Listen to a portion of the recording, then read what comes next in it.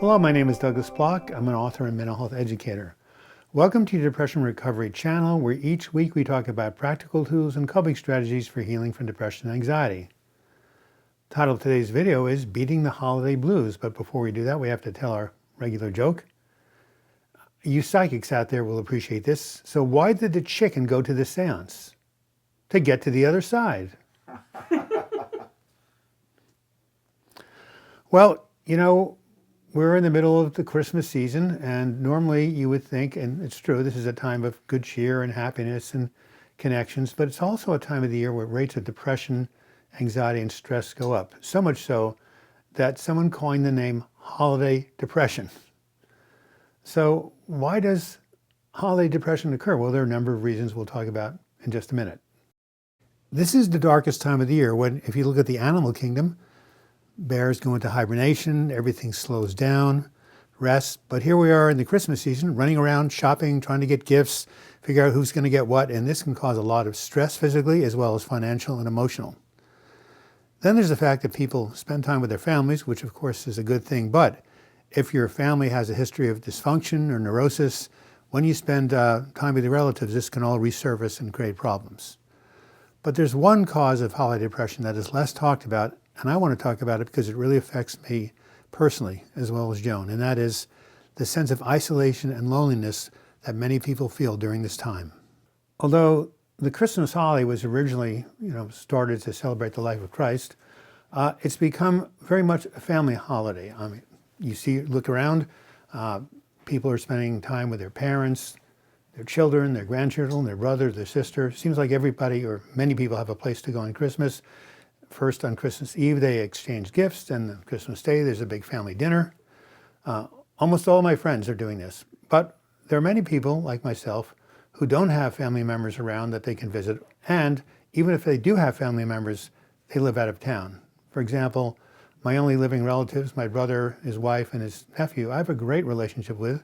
They flew out from my party, 70th birthday party, but they live outside of New York City, 3,100 miles away. Therefore, over the years, Joan and I have not had family to spend time with on Christmas Eve or Christmas Day.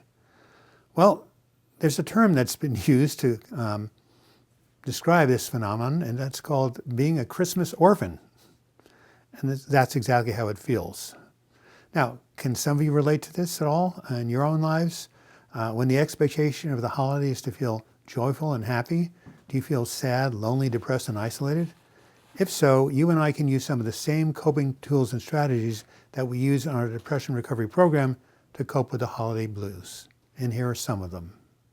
Well, the first tip should be no surprise if you followed my work, in which I say the foundation of good mental health is good physical health. So especially during these times of stress, make sure you get an adequate amount of exercise, sleep, and follow a good diet. Of course, that's difficult when there's all these sweets and temptations around you, so just try to refrain from overindulging in them as much as you can. Then, of course, the second pillar of my mental health recovery program is reach out for support, which again is important during these stressful times. You might want to give a call to your therapist or a spiritual advisor or sponsor, support group. And if you're in recovery from alcoholism or addiction, I'm amazed that even during this time of year when many things are kind of, closing down, 12-step groups are still happening. I looked up the Al-Anon and AA sites in Portland, dozens of meetings every day around here. So you go to a meeting, that's one way to create a sense of community and connection that might be lacking otherwise. As I've talked about on this channel, having structure and routine in your life are really, really important and helpful to prevent yourself from ruminating, obsessing, focusing on your difficulties. Now, if you don't have any family plans to direct your focus outward, there are other ways you can have routine and structure in your life. For example, working out at the gym, which I plan to do all next week.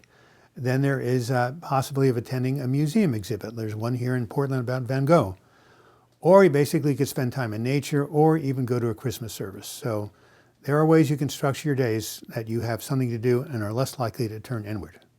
Another way to create structure and routine that I really enjoy is to watch inspirational movies that occur or are shown this time of year, such as Charles Dickens' Christmas Carol or It's a Wonderful Life with Jimmy Stewart, not only my favorite movie of this time, but of the entire year. Or you can attend a concert of beautiful Christmas music, both instrumental and vocal. You can watch it live or go home and listen to it on the radio or on the internet. Here in Portland, we have something called a countdown, which the last 3 days of the year, all classic music plays the listeners, I think, top 50 songs in reverse order. So it's always great to listen to that. My fourth tip is, I think the most important, is to tap into your spirituality. Now, whether you can relate to the Christmas story or not, there is a spiritual force that's very powerful at this time that you can tap into.